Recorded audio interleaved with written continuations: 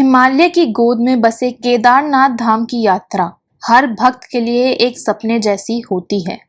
लोग सालों साल इंतजार करते हैं अपने भोले बाबा के दर्शन पाने के लिए। केदारनाथ की चढ़ाई कठिन है, राह मुश्किल है, पर भक्तों का विश्वास अटूट है, क्योंकि वे जानते हैं भोले बाबा की कृपा उन पर बरसेगी।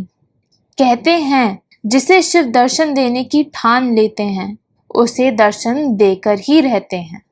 इसी बात से जुड़ी है भगवान शिव के एक भक्त की कहानी, जिसके बाद केदारनाथ को जागृत महादेव भी कहा जाने लगा। आइए इस कथा के माध्यम से हम भी चलें केदारनाथ की इस अद्भुत यात्रा पर। ऐसा कहा जाता है कि एक बार शिव भक्त अपने गांव से केदारनाथ धाम की यात्रा पर निकला। पहले यातायात की सुविधाएं तो थी नहीं, वह पैदल ही निकल पड़ा। रास्ते में जो भी मिलता उसे केदारनाथ का मार्ग पूछ लेता और मन में भगवान शिव का ध्यान करता रहता। चलते चलते उसको महीनों बीत गए। आखिरकार एक दिन वह केदारनाथ धाम पहुंच ही गया। केदारनाथ में मंदिर के द्वार 6 महीने खुलते हैं और 6 महीने बंद रहते हैं। वह उस समय पर पहुंचा जब मंदिर के द्वार बंद हो ही रहे थे। मंदिर के पंडित को उसने बताया वह बहुत दूर से महीनों की यात्रा करके आया है। पंडित से प्रार्थना की, कृपा की कि दरवाजे खोलकर प्रभु के दर्शन करवा दीजिए, लेकिन वहां का तो नियम है, एक बार द्वार बंद तो बंद। इसके बाद वह बहुत रोया, बार बार भगवान शिव को याद किया कि प्रभु बस एक बार दर्शन करा दो। वह प्रार्थना कर रहा था सभी से, लेकिन उसकी किसी ने भी नहीं सुनी। मंदिर के पंडित बोले, आप यहाँ 6 महीने बाद आना, क्योंकि 6 महीने बाद यहाँ के दरवाजे खुलेंगे। यहाँ 6 महीने बर्फ और ठंड पड़ती है। और सभी जन वहां से चले गए। वह वहीं पर रोता रहा। रोते रोते रात होने लगी, चारों तरफ अंधेरा हो गया, लेकिन उसे विश्वास था अपने शिव पर कि वो जरूर कृपा करेंगे और उसे दर्शन देंगे। उसे बहुत भूख और प्यास भी लग रही थी। उसने किसी की आने की आहट सुनी। देखा एक सन्यासी बाबा उसकी ओर आ रहा है।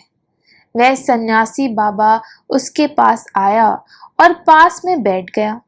सन्यासी बाबा ने उससे पूछा, बेटा कहाँ से आए हो? उसने सारा हाल सुना दिया और बोला, मेरा आना यहाँ पर व्यर्थ हो गया बाबा जी। बाबा जी ने उसे समझाया और खाना भी दिया। फिर बहुत देर तक बाबा उससे बात करते रहे। बाबा जी को उस पर दया आ गई। वह बोले, बेटा मुझे लगता है सुबह मंदिर जरूर खुलेगा, तुम दर्शन जरूर करोगे। बातों बातों में इस भक्त को ना जाने कब नींद आ गई। सूर्य के मध्यम प्रकाश के साथ भक्त की आंख खुली।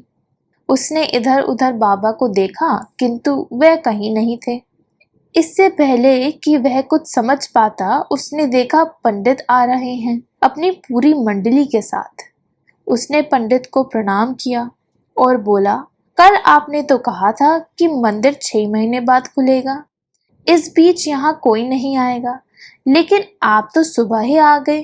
पंडित जी ने उसे गौर से देखा, पहचानने की कोशिश की और पूछा, तुम वही हो ना जो मंदिर का द्वार बंद होने पर आए थे, जो मुझे मिले थे, 6 महीने होते ही वापस आ गए? उस आदमी ने आश्चर्य से कहा, नहीं मैं कहीं नहीं गया, कल ही तो आप मिले थे, रात में यहीं सो गया था मैं कहीं नहीं गया। पंडित के आश्चर्य का ठिकाना नहीं था। उन्होंने कहा, लेकिन मैं तो 6 महीने पहले मंदिर बंद करके गया था और आज 6 महीने बाद आया हूँ। तुम 6 महीने तक यहाँ पर जिंदा कैसे रह सकते हो? पंडित और सारी मंडली हैरान थी। इतनी सर्दी में एक अकेला व्यक्ति कैसे 6 महीने तक जिंदा रह सकता है? तब उस भक्त ने उनको सन्यासी बाबा के मिलने और उसके साथ की गई सारी बातें बता दी कि एक सन्यासी आया था लंबा था, बड़ी बड़ी जटाएं, एक हाथ में त्रिशूल और एक हाथ में डमरू लिए, मृगशाला पहने हुआ था। पंडित और सब लोग उसके चरणों में गिर गए। बोले, हमने तो जिंदगी लगा दी किंतु प्रभु के दर्शन ना पा सके। सच्चे भक्त तो तुम ही हो। तुमने तो साक्षात भगवान शिव के दर्शन किए हैं। उन्होंने ही अपनी योग माया से तुम्हारे 6 महीने को एक रात में परिवर्तित कर दिया, कालखंड को छोटा कर दिया। यह सब तुम्हारे पवित्र मन और तुम्हारे विश्वास के कारण ही हुआ है। इसी कहानी के वजह से केदारनाथ को जागृत महादेव बुलाया जाता है। दोस्तों, आज हमने केदारनाथ की इस अद्भुत कथा के माध्यम से भोले बाबा की महिमा का अनुभव किया। जैसे भक्त साल भर इंतजार करते हैं और फिर कठिन चढ़ाई के बावजूद अपने प्रिय भोलेनाथ के दर्शन पाते हैं, वैसे ही हमारे जीवन में भी कई चुनौतियां आती हैं।